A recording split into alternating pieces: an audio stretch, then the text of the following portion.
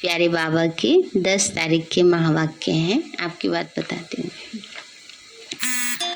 बाबा बोले, मीठे बच्चे, भारत सभी का तीर्थ स्थान है, इसलिए सब धर्म वालों को भारत तीर्थ की महिमा सुनाओ, सबको संदेश दो। मीठे बच्चे, भारत सभी का तीर्थ स्थान है, इसलिए सब धर्म वालों को भारत तीर्थ की महिमा सुनाओ, सबको संदेश दो। प्रश्न है, किस पुरुषार्थ से तुम्हारी अंतमति सो गति होगी? निद्रा जीत बन जाएंगे। बाबा ने कहा निद्रा जीत बन जाएंगे।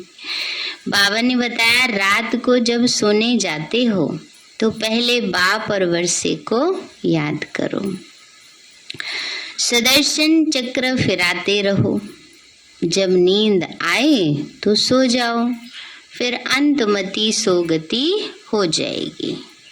सवेरे उठेंगे तो वही पॉइंट याद आती रहेगी। ऐसा अभ्यास करते तुम नींद को जीतने वाले बन जाएंगे। नींद को जीतने का मतलब ये नहीं होता कि दिन भर भी काम करते रहो, रात को भी सारी रात जागते रहो। इससे तो तबीयत खराब हो जाएगी ना। जितनी प्रॉपर शरीर को नींद चाहिए उतनी करो। बाकी जो अमृत वेले का समय है उस समय बाबा कहते हैं निद्रा जीत बनना है। ऐसे नहीं सारी रात जाग रहे हैं, दिन में भी जाग रहे हैं, फिर सोच रहे हैं हम निद्रा जीत बन रहे हैं, नहीं तो स्वास्थ्य के लिए हानिकारक हो जाएगा। इसलिए बाबा कहते हैं बच्चे रात को अपने टाइम से सो और सवेरे अपने टाइम से उठो, क्योंकि दुनिया में तो क्या आराम से सोते हैं, आराम से उठते हैं। तो बाबा के बच्चों को तो ये नहीं करना है ना। हम सबके लिए तो नियम है अलग। जो करेगा सो पाएगा, करने वालों की चलन प्रसिद्ध होती जाती है। गीत है, जो पिया के साथ है उनके लिए ज्ञान की बरसात है। बाबा बोले, जो पिया के साथ, ओम शांति, जो पिया के साथ है। अब दुनिया में बाप तो बहुत है, परंतु उन सबका बाप रचयिता एक ही है, वही ज्ञान का सागर है। ज्ञान से ही सद्गति होती है। सद्गति भी मनुष्य की तब होती जब सतयुग की स्थापना होनी है। बाबा को ही कहा जाता है सद्गति दाता। जब जब संगम का समय हो तब तो ज्ञान सागर आकर सद्गति में ले जाएंगे ना। संगम पर ही बाबा आते हैं और हमें सद्गति माना सतयुग में ले जाते हैं। इस समय दुर्गति तो सबकी है, दुर्गति भी सबकी एक जैसी नहीं होती ना। बाबा ने कहा दुर्गति भी एक जैसी नहीं। नरक है तो लेकिन इस समय किसी को प्राप्तियां थोड़ी ज्यादा हैं, किसी को कम है। जिनको कम है उनको ज्यादा भयानक नरक लगता है। जिनको थोड़ी प्राप्तियां सुख सुविधा के साधन है उनको लगता है हम स्वर्ग में बैठे हैं। तो बाबा ने कहा जैसे दुर्गति भी एक जैसी नहीं है। सबसे प्राचीन भारत है। भारतवासियों के ही 84 जन्म गाए हैं। जरूर जो पहले पहले मनुष्य होंगे वही 84 जन्मों के लायक होंगे। देवताओं के 84 जन्म तो ब्राह्मणों के भी 84 जन्म। मुख्य को ही उठाया जाता है। तो बाप ब्रह्मा द्वारा नई सृष्टि रचने के लिए पहले पहले सूक्ष्म लोक रचते हैं, फिर नई सृष्टि की स्थापना होती है। संगम पर ही बाबा ने सूक्ष्म वतन क्रिएट किया है ना। बाबा ने कहा ना सतयुग में इसकी जरूरत है ना कलयुग में जरूरत है ना। अंत में जब आत्माएं जाएंगी, जो कहते हैं ना धर्म राजपुरी में सजाएं खा के जाएंगी, तो वो अनुभव कहाँ होता है? उनको सूक्ष्म वतन में होता है। वैसे तो धर्म राजपुरी वही है जब आत्मा कष्ट का अनुभव कर रही है। अब देखो बहुत सारे लोग कोमा में रहते हैं, है ना। क्या पता क्या क्या उनको अनुभव हो रहे हैं, आत्मा को कितना कष्ट हो रहा है। जिनकी अवस्था अच्छी है वो जैसे बाबा के पास है, जिनकी अवस्था जो पाप कर्म कर रहे हैं और फिर कोमा में जा रहे हैं तो वो आत्मा कष्ट भोग रही है, तो उसके लिए वही धर्मराजपुरी है। तो इसलिए बाबा कहते हैं बच्चे, बाबा ने इस समय हम बच्चों को अनुभव कराने के लिए, है ना, अपने फरिश्ते स्वरूप का अनुभव कराने के लिए सूक्ष्म लोक रचा है। जी हाँ, उसमें भी आत्मा को दुख कष्ट होते हैं। तो बाबा कहते हैं बच्चे, फिर नई सृष्टि की स्थापना होती है। त्रिलोकीनाथ एक बाप है, बाकी उनके बच्चे भी अपने को त्रिलोकी के नाथ कह सकते हैं ना। बाप त्रिलोकीनाथ तो बच्चे भी। ऐसे ही लक्ष्मी नारायण विश्व के मालिक, तो प्रजा भी क्या कहती है, हम भी विश्व के मालिक। क्योंकि जैसे अभी प्रेसिडेंट प्रधानमंत्री है या प्रेसिडेंट है, वो भारत के पहले नागरिक हैं, तो हम सभी तो भारत के नागरिक कहलाते हैं ना। ऐसे ही विश्व के मालिक लक्ष्मी नारायण होंगे तो प्रजा भी उतना ही अधिकारी होगी। लेकिन पद में फर्क होता है ना, अधिकार में फर्क नहीं होता, परंतु पद में फर्क होता है और पद के अनुसार फिर उनको प्राप्तियां होती हैं। तो बाबा कहते यहाँ तो बहुत मनुष्यों के नाम भी रखवा दिए हैं त्रिलोकीनाथ, डबल देवताओं के भी नाम रखवाए हैं, गौरी शंकर, राधे श्याम। अब राधे कृष्ण अलग अलग राजाई के थे, है ना, दो दो नाम है किसी के दो दो नाम यहाँ। तो बाबा कहते हैं बच्चे, जो अच्छे बच्चे हैं उनकी बुद्धि में बहुत अच्छी पॉइंट्स की धारणा रहती है। जो होशियार डॉक्टर होगा उनकी बुद्धि में बहुत दवाइयाँ होंगी। यहाँ भी रोज नई नई पॉइंट्स निकलती जाती हैं। जिनकी अच्छी पॉइंट्स होंगी वो नई नई पॉइंट्स धारण करते होंगे। जो धारणा नहीं करते उनको महारथी नहीं कहा जाएगा, है ना। बाबा ने कहा धारणा करने से महारथी बनते हैं। सारा मदार बुद्धि पर है और तकदीर की भी बात है। यह भी ड्रामा है। ड्रामा को कोई जानते नहीं, यह भी समझते हैं हम आत्मा शरीर धारण कर पाठ बजाती हैं, परंतु ड्रामा के आदि मध्य अंत को नहीं जानते, गोया कुछ भी नहीं जानते। तुमको तो जानना चाहिए, बच्चों का तो फर्ज है औरों को बाप का परिचय देना। बाबा ने कहा बच्चों को फर्ज है औरों को बाबा का परिचय देना। सारी दुनिया को बताना, कोई ऐसा कह ना सके कि हमको तो मालूम ही नहीं था ना। बाबा कहते हैं बच्चों का फर्ज है ताकि कोई कह ना सके अच्छा तुमने हमें तो बताया नहीं। हो जाता है ऐसा। एक बारी कोई किसी के साथ ऑफिस में काम करते थे, वो बहन ज्ञान में चलती थी, अभी 20 साल तक काम किया। जिस दिन वो रिटायर होने वाली थी तो उसने कहा अच्छा अब तुम क्या करोगे। कहा मैंने तो ब्रह्मा कुमारी ज्वाइन किया हुआ है, बस मैं अपना बाकी का जीवन सेवा में लगाऊंगी। कहा अच्छा तुमने तो हमें कभी बताया ही नहीं। तो इसीलिए बाबा कहते हैं ऐसे उलैने देने वाले कोई ना निकल जाए ना। तो इसलिए बाबा कहते हैं सबको एक बार संदेश जरूर दे दो, फिर जिसका भाग्य होगा वो आत्मा धारण कर लेगी। नहीं भाग्य में होगा तो उसको समझ में नहीं आएगा, फिर और वो व्यर्थ बातों में उलझे रहेंगे। तो बाबा ने कहा बच्चे फॉरेन से भी बहुत आने वाले हैं, उन सब का प्रबंध करेंगे बॉम्बे में। वह लोग तो समर्थ भी हैं, पैसे तो उनके पास बहुत हैं। शिव को अपना बड़ा गुरु तो मानेंगे ना, इसलिए समझाया जाता है इन धर्म पिताओं का भी कुछ पार्ट है। बच्चों ने शुरू में साक्षात्कार किया था, यह क्राइस्ट इब्राहिम आदि सब आएंगे मिलने, तो उनकी फील्ड बनानी चाहिए। सब टूरिस्ट आदि बॉम्बे में आते रहते हैं।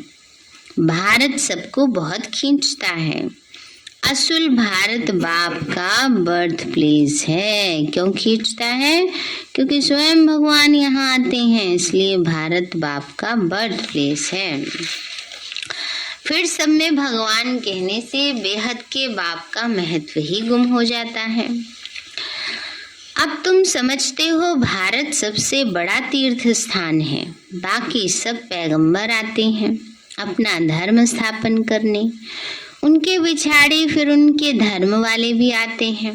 अब है अंत, कोशिश करते हैं हम वापस जाएं, परंतु पूछो उनसे तुमको यहाँ लाया किसने? क्राइस्ट ने क्रिश्चियन धर्म स्थापन किया, क्या उसने तुमको खींचकर यहाँ लाया? तो अभी सब तंग हो गए हैं वापस जाने के लिए ना। बाबा ने कहा बच्चे क्राइस्ट ने क्रिश्चियन धर्म स्थापन किया, तो उनके पीछे उनके धर्म की आत्माएं आती हैं। सब आते ही हैं पाठ बजाने, पाठ बजाते बजाते आखिरी दुख में आना ही है। फिर दुख से छुड़ाए सुख में ले जाना ये बाप का काम है।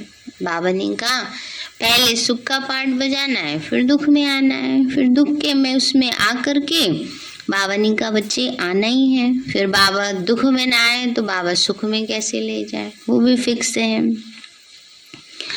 तो बाप का बर्थ प्लेस भारत है, इतना महत्व तुम बच्चे ही जानते हो। जो जानते हैं उन्हों को नशा चढ़ा हुआ है।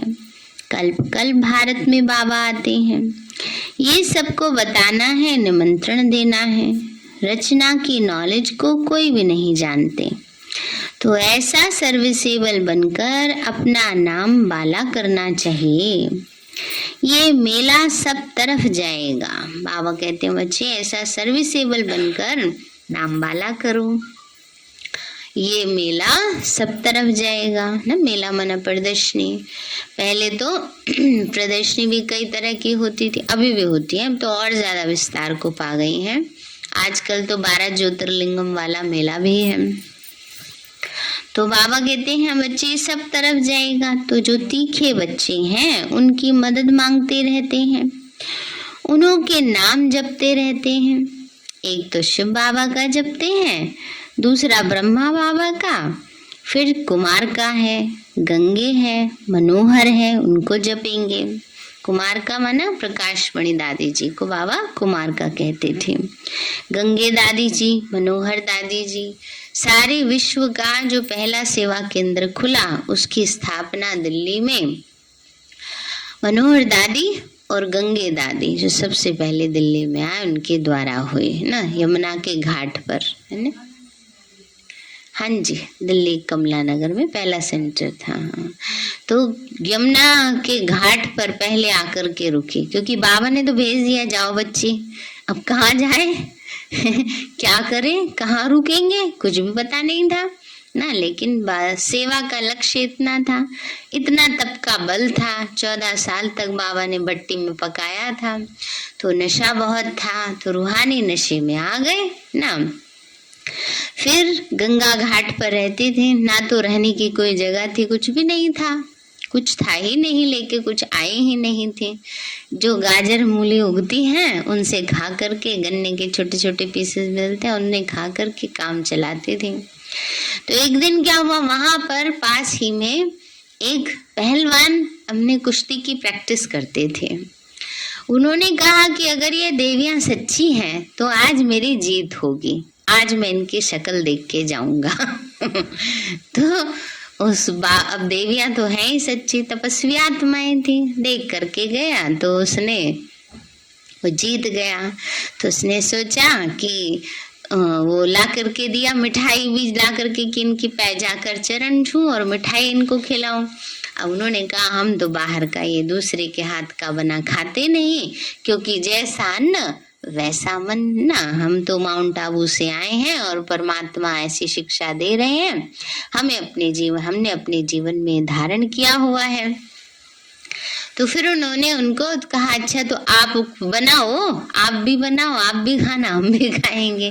तो उन्होंने उनको दूध और चावल ला कर दिए, तो उसकी खीर बनाई। फिर किसी ने बताया कि पास ही में गौरी शंकर का मंदिर है, वहाँ धर्मशाला है, वहाँ पर आप जा कर के रह सकते हो, क्योंकि वहाँ कोई रहने का स्थान तो था नहीं घाट पर। तो फिर वहाँ से फिर गौरी शंकर के मंदिर की धर्मशाला, और फिर धीरे धीरे ऐसे ही सेवाएं बढ़ती गई। तो इसलिए बाबा कहते हैं बच्चे तो इनकी माला जपेंगे, भक्ति मार्ग में हाथ में माला फेरते हैं, अब मुख से नाम जपते हैं, फलानी बहुत सर्विसेबल है, निरहंकारी है, मीठी है ना। यज्ञ की हिस्ट्री मनोहर दादी बहुत अच्छे से सुनाती थी ना, आपने कभी YouTube पर देखना, बहुत अच्छी उनकी क्लासेस होती हैं, बहुत मीठे ढंग से। निरहंकारी है, मीठी है, देह अभिमान नहीं है। कहते हैं ना मिठरा गुड़ तो गुराई है ना, जितना गुड़ डालोगे उतना मीठा होगा, स्नेह दो तो स्नेह मिलेगा।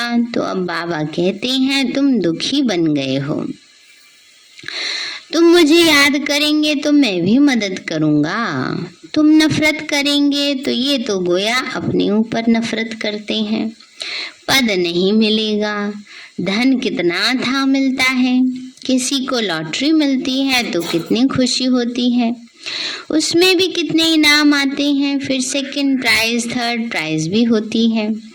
यह भी ईश्वरीय रेस है, ज्ञान और योग की रेस है, जो उसमें तीखे जाएंगे वही गले का हार बनेंगे और तख्त पर नजदीक बैठेंगे। तो तुम सब हो कर्मयोगी, अपने घर को भी संभालो। फिर बाबा कहते ये भी नहीं घर बार छोड़ करके बैठ जाओ, फिर दुनिया गई, ये कैसा ज्ञान है। तो इसलिए बाबा ने कहा अपने घर को भी संभालो, क्लास में 1 घंटा पढ़ना है, फिर घर में जाकर रिवाइज करना है। पढ़ने तो आ जाते, घर में जाके रिवाइज करते भूल जाते, कई नोट करके ले जाते, पर डायरी तभी खुलती जब दोबारा नोट करना होता। ऐसे नहीं करना है ना, बार बार उसको रिवाइज करना है। बाबा कहते स्कूल में भी ऐसे करते, पढ़कर फिर घर में जाकर रिवाइज करते। बाबा कहते 1 घड़ी आधी घड़ी, आधी की भी आधी। फिर कई सोचते हैं घड़ी माने 1 सेकंड, नहीं, दिन में 8 घड़ी होती हैं, 8 पहर होते हैं ना। अब 24 घंटों को 8 से डिवाइड करो, कितना हो गया है? 3 घंटे हो गए। 1 घड़ी कितने घंटे की हुई? 3 घंटे की ना। तो बाबा ने कहा 1 घड़ी आधी घड़ी ना, आधी की भी आधी, तो 3 घंटे की 1 घड़ी, तो आधी घड़ी 1.5 घंटे की। तो बाबा ने कहा चलो 1-8 घंटे तो याद करो, आधा घंटा पौना घंटा तो याद करो। तो बाबा ने कहा बच्चे उसमें भी बाबा कहते 1 घड़ी आधी घड़ी, 15 मिनट भी क्लास में पढ़कर धारणा कर, फिर धंधे धूरी में चक्कर लगाओ। आगे तुमको बाबा बिठाते थे तो बाबा की याद में बैठो, सुदर्शन चक्कर फिराओ। याद का ज्ञान तो था ना, बाप और वर्षे को याद करते हैं, सुदर्शन चक्र फिराते हैं। जब देखो नींद आती है तो सो जाओ। बाबा कहते रात में योग लगाते रहो बैठे बैठे, नींद आए तो सो जाओ, फिर अंतमति सोगति हो जाएगी, फिर सवेरे उठेंगे तो वही पॉइंट याद आती रहेगी। ऐसे अभ्यास करते करते तुम नींद को जीतने वाले बन जाएंगे। जो करेगा सो पाएगा, करने वाले को देखने में आता है, चलन प्रसिद्ध होती है, देखा जाता है। यह विचार सागर मंथन करते हैं, धारणा करते हैं, कोई लोभ आदि तो नहीं है। यह शरीर पुराना है, इसका भी बहुत ख्याल नहीं करना। ये ठीक भी तब रहेगा जब ज्ञान योग की पूरी धारणा होगी। धारणा नहीं होगी तो शरीर और ही सड़ता जाएगा। बाबा कह रहे हैं योग नहीं लगाओगे, सेवा नहीं करोगे, तन को सफल नहीं करोगे तो क्या होगा, और बीमारियां लगती जाएंगी। कई बड़े शरीर के ऐसे संभाल करते हैं ऐसे कुछ हो ना जाए। ठीक है, बाबा कहते ध्यान तो रखना है, इसके बिना योग नहीं लगेगा, लेकिन इतना भी नहीं कि जो काम कर सकते हैं वो भी ना करें, ये भी नहीं होना चाहिए, है ना। योग में बैठते हैं तो लेटे लेटे कर लेते हैं याद, अरे बैठोगे नहीं तो विकर्म कैसे स्तन के विनाश होंगे ना। जब हम योग में बैठते हैं वाइब्रेशंस अच्छे फैलते हैं तो ये तन यूज हो रहा है ना, इसके भी विकर्म विनाश होते हैं। तो बाबा कहते हैं बच्चे, धारणा नहीं होगी तो शरीर सड़ता जाएगा, सड़ते सड़ते बिल्कुल ही कब्र दाखिल हो जाएगा ना। पहले देखो 8-8 घंटे बैठ बैठ के तपस्या करते थे, 5 घंटे तुम्हारी आई की है माताओं बहनों ने ना। रात में भी एक बार ही रखा था ना 5 घंटे का, 4 घंटे का लगातार का योग। हाँ, तो बाबा कहते हैं नया शरीर फिर भविष्य में मिलना है, आत्मा को पवित्र बनाना है। ये तो पुराना मूत पलीती शरीर है, इनको कितना भी पाउडर लगाओ तो भी वर्थ नॉट ए पैनी है। बाबा कहते कितना भी क्रीम पाउडर लगा लो तो भी क्या है, वर्थ नॉट ए पैनी है, कौड़ी मिसल है। अब तुम सबकी शिव सगाई शिव बाबा से है, हो गई सगाई शिव बाबा से। तो बाबा ने कहा जब शादी होती है तो उस दिन पुराने कपड़े पहनते हैं। अब इस शरीर का स्थूल श्रृंगार ज्यादा नहीं करना है, ज्ञान योग से अपने को सजाएंगे तो परियां बन जाएंगे, है ना। इसका मतलब ये भी नहीं कि 3 दिन हो गए सिर में कंघी नहीं करी, अरे ये थोड़े बाबा कह रहे हैं कि श्रृंगार नहीं करना तो नहाओ नहीं, ठीक से कपड़े नहीं पहनो, ये नहीं होता, रॉयल्टी से रहना है ना। तो बाबा ने कहा बच्चे बाकी जो आजकल का इतना भभका है दुनिया का, मार्केट में जाओ तो सारी चीजें श्रृंगार की मिलेंगी, काम की नहीं मिलेंगी। तो इतना ज्यादा प्रभाव नहीं होना चाहिए ना। बाकी है कई बार कई हर चीज पहनेंगे, मैचिंग की पहनेंगे, नहीं तो नहीं पहनेंगे, अरे ये थोड़ी कोई बात होनी चाहिए। इतनी सारी साड़ियां हैं अलमारी में भरी पड़ी है, फिर भी नहीं ये फंक्शन में नया ही लेना है, ये नहीं होना चाहिए, है ना। कि टू मच उसमें आप लगाओ, नहीं होना चाहिए। वो भी तो है ना, उनको भी यूज करो ना। बाकी बाबा अच्छे कपड़े पहनने को, अच्छे से रहने को मना नहीं करते, पर बहुत ज्यादा उनमें बुद्धि नहीं लगानी है। बाबा तो कहते हैं अच्छे से रहो, तुम स्वर्ग के देवी देवता बनने वाले हो, रॉयल्टी से चलना है। तो बाबा ने कहा बच्चे ज्ञान योग से अपने को सजाएंगे तो परियां बन जाएंगे। ये है ज्ञान मान सरोवर, इसमें ज्ञान की डुबकी मारते रहो तो तुम स्वर्ग की परियां बन जाएंगे। प्रजा को परी नहीं कहेंगे, कहते हैं कृष्ण ने भगाया फिर महारानी पटरानी बनाया, ऐसे तो नहीं कहेंगे भगाकर प्रजा में चंडाल बनाया। भगाया पटरानी बनाने के लिए तो तुमको भी ऐसा पुरुषार्थ करना चाहिए, ऐसे नहीं जो मिला। ये है पाठशाला, यहाँ मुख्य है पढ़ाई। गीता पाठशाला बहुत बनाते, बैठकर गीता सुनाते, कंठ कराते। कोई एक श्लोक उठाकर फिर उस पर विस्तार से बैठ समझाते, कोई ऐसे ही पढ़ते हैं, कोई एक श्लोक पर आधा पौना घंटा भाषण करते, उससे फायदा कुछ भी नहीं। यहाँ तो बाप बैठ पढ़ाते हैं, एम ऑब्जेक्ट क्लियर है। और कोई भी वेद शास्त्र पढ़ने में एम ऑब्जेक्ट नहीं है। पुरुषार्थ करते रहो, परंतु मिलेगा क्या? जब बहुत भक्ति करते हैं तब भगवान मिलता है, सो भी रात के बाद दिन जरूर होगा। कल्प की आयु कोई क्या बताते हैं, अब समझाने की भी ताकत चाहिए। योग बल से काम निकालना है, अगर नहीं कर सकते तो गोया ताकत नहीं, योग नहीं है। बाबा भी मदद उन्हों को करते जो योग युक्त बच्चे हैं। बाबा को याद करे नहीं, पुरुषार्थ करे नहीं, कह देते बाबा हमारी मदद नहीं कर रहा। अरे बाबा मदद कैसे करेगा? तुम बाबा की मदद कर रहे हो? जो बाबा आपको कह रहे हैं वो उस अनुसार चल रहे हो? नहीं चल रहे तो पाप कर्म विनाश कैसे होंगे ना। तो बाबा ने कहा बच्चे बाबा भी मदद उन्हों को करते जो योग युक्त बच्चे होते। ड्रामा में जो है वो रिपीट होता है, सेकंड सेकंड जो पास्ट होता जाता है, टिक टिक होती जाती है। हम श्रीमत से एक्ट में आते हैं, श्रीमत पर नहीं चलेंगे तो श्रेष्ठ नहीं बनेंगे, नंबरवार तो है ना। यह लोग समझते हैं हम एक हो जाएं, पर अर्थ का तो पता ही नहीं। तो एक हो जाएं क्या? एक फादर हो जाना चाहिए, एक ब्रदर्स हो जाना चाहिए। भाव होता है एक मत हो जाने का। अगर ब्रदर्स कहते हो तो भी ठीक, श्रीमत से बरोबर हम एक बन सकते। तुम सब एक मत पर चलते हो, तुम्हारा बाप टीचर गुरु एक ही है। जो पूरा श्रीमत पर नहीं चलेंगे वो श्रेष्ठ नहीं बन सकेंगे। अगर एकदम नहीं चलेंगे तो खत्म हो जाएंगे। रेस में जो लायक होशियार होते हैं उनको ही रखते हैं। बड़ी रेस में अच्छे घोड़े निकालते हैं क्योंकि लॉटरी भी बड़ी रखते हैं। ये भी ह्यूमन अश्व रेस है।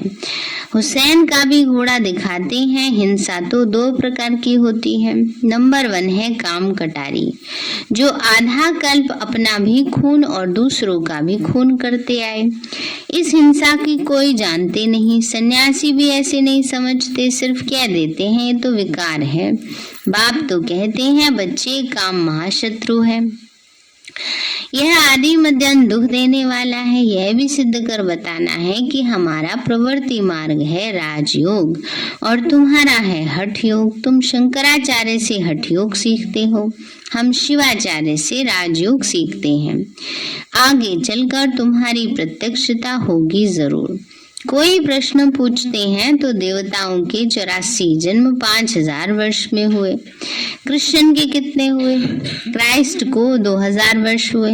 अब हिसाब करो कितने जन्म होंगे एवरेज, है ना। बाबा ने कहा उस अनुसार फिर हिसाब निकाल के बता दो। 30-32 हो गए, ये क्लियर है।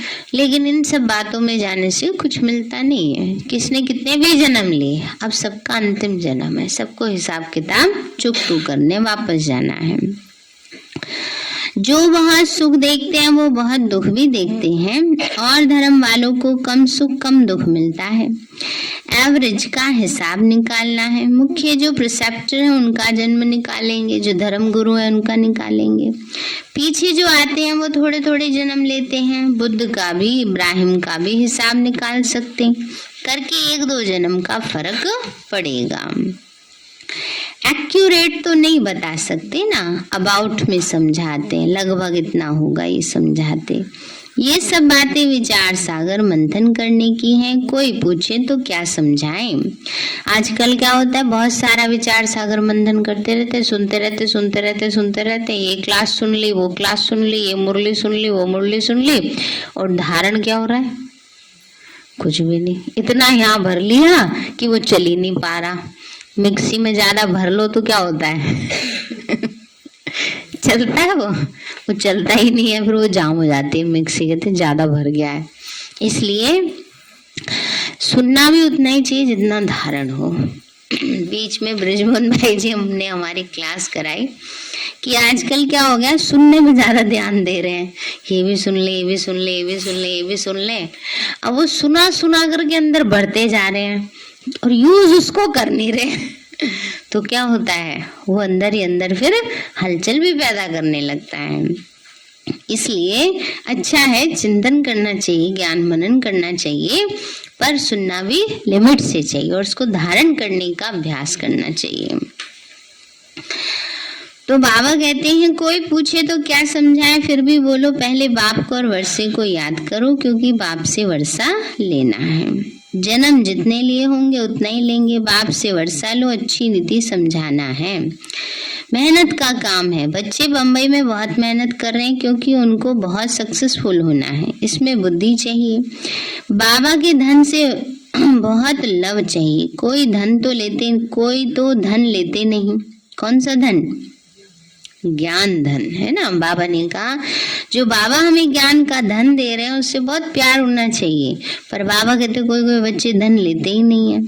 अरे ज्ञान रतन लो और धारण करो, तो कहते हैं हम क्या करें, हम समझते नहीं। बाबा कहते हैं नहीं समझते हो तो तुम्हारी भावी, अब देने वाला तो दे रहा है, नहीं किसी की समझ में आए तो उसमें बाबा भी क्या कर सकते हैं। अच्छा, मीठे मीठे सिक्के लदे बच्चों प्रति माता पिता बाप दादा का याद प्यार और गुड मॉर्निंग। रूहानी बाप की रूहानी हम बच्चों की, रूहानी माता पिता बाप दादा, नमस्ते नमस्ते नमस्ते बाबा नमस्ते। धारणा के लिए मुख्य सार है, शरीर को ठीक रखने के लिए ज्ञान योग की धारणा करनी है।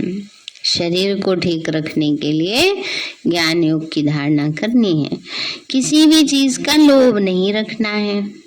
आजकल अभी दिवाली आई है, त्योहार गए हैं, लोभ मच कोई चीज एक्स्ट्रा खा ली शरीर का, मुश्किल हो गया, इसलिए बाबा ये भी समझा रहे हैं ना।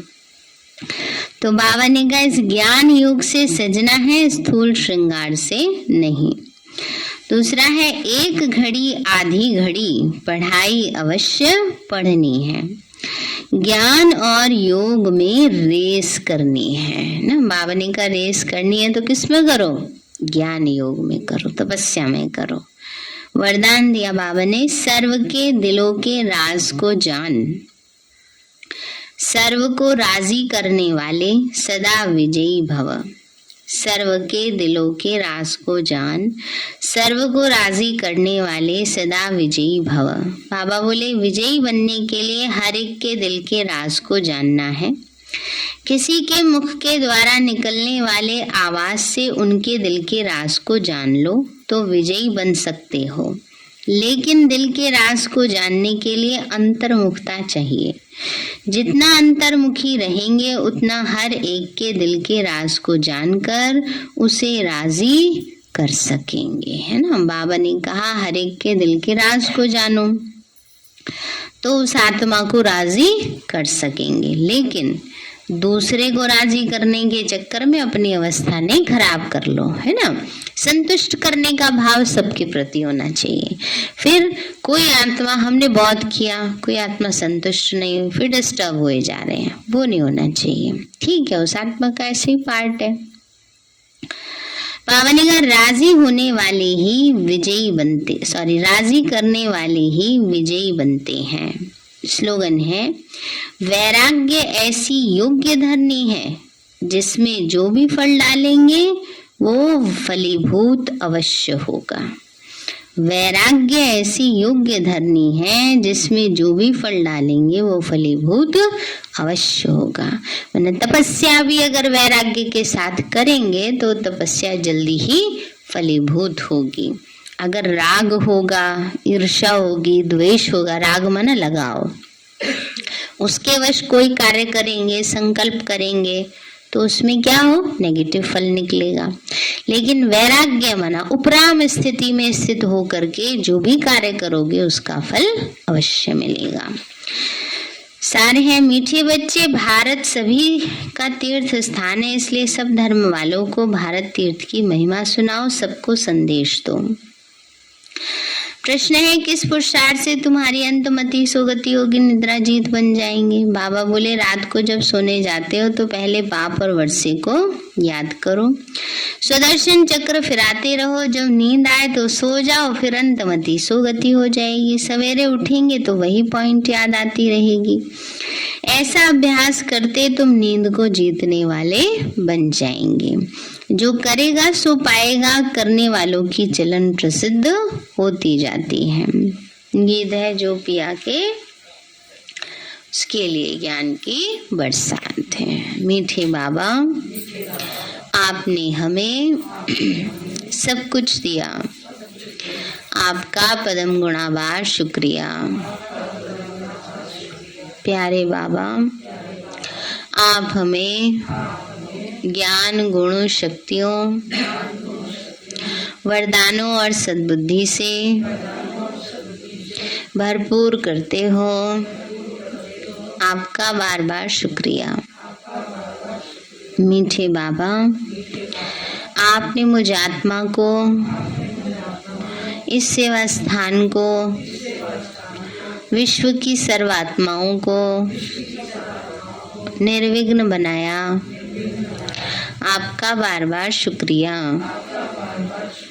प्रकृति के पांचों तत्वों का भी शुक्रिया, साइंस के साधनों का भी शुक्रिया, लौकिक अलौकिक परिवार का भी शुक्रिया। हे तन तुम्हारा भी शुक्रिया, विश्व की सर्वात्माओं का और ब्रह्मांड की सारी शक्तियों का सब प्रकार का सहयोग देने के लिए शुक्रिया। मीठे बाबा मुझ आत्मा ने जाने अनजाने में जिन भी आत्माओं को मनसा वाचा कर्मणा दुख दिया है, मैं उन सभी से क्षमा चाहती हूँ, मुझे समाधान दिलाओ। और जिन आत्माओं ने मुझे दुख दिया है, विघ्न रूप बने हैं, मैं उन सभी को दिल से क्षमा करती हूँ। सबका कल्याण हो, सबको सुख शांति सद्बुद्धि मिले और बाबा के सेंटर की सेवाएं खूब बढ़ती जाएं। शिव बाबा से सारी शक्तियां मुझ आत्मा में समा रही हैं, पूरे शरीर में फैल रही हैं, पूरे घर में फैल रही हैं, पूरे देश पूरी दुनिया में फैल रही हैं। सब प्रकार के वायरस नष्ट होते जा रहे हैं। मैं आत्मा परम धाम में चमकती हुई मणि हूँ। सतयुग में पावन देवताई शरीर में पहले नंबर जन्म में रॉयल फैमिली में हूँ। मैं अष्टभुजाधारी देवी दुर्गा हूँ। विघ्न विनाशक गणेश हूँ। मैं बाबा की छत्र छाया में पलने वाली सर्वश्रेष्ठ ब्राह्मण आत्मा हूँ। मैं फरिश्ता हूँ। मेरे साथ सब कुछ बहुत अच्छा होगा। मेरे साथ सब कुछ बहुत अच्छा होगा। मेरे साथ सब कुछ बहुत अच्छा होगा। मेरे साथ सब कुछ बहुत अच्छा होगा। मेरे साथ सब कुछ बहुत अच्छा होगा।